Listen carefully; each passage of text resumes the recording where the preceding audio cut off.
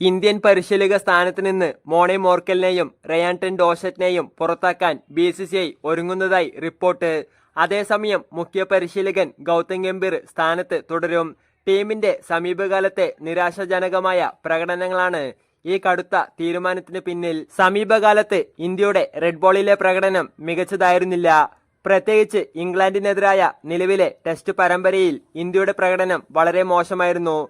Border Gavaskar ട്രോഫിയിലെ തിരിച്ചടികൾക്ക് പിന്നാലെ ഇംഗ്ലണ്ടിനോടും ഇന്ത്യക്ക് കനത്ത തോൽവികൾ നേരിടേണ്ടി വന്നത് ആരാധകരെ നിരാശരാക്കി. ഗൗതം ഗംഭീറിന്റെ പ്രത്യേക താൽപര്യപ്രകാരമാണ് മോണെ മോർക്കലിനെയും റയാൻ ടെൻ ഡോസറ്റിനെയും ഇന്ത്യൻ ടീമിന്റെ കോച്ചിംഗ് സ്റ്റാഫിൽ ഉൾപ്പെടുത്തിയത്. ഇരുവരും യഥാക്രമം ബൗളിംഗ് കോച്ചും ഫീൽഡിംഗ് കോച്ചുമായിരുന്നു. എന്നാൽ ടീമിന്റെ പ്രകടനത്തിൽ കാര്യമായ മാറ്റങ്ങൾ കൊണ്ടുവരാൻ ഇരുവർക്കും സാധിച്ചില്ല എന്നാണ് വിലയിരുത്തൽ.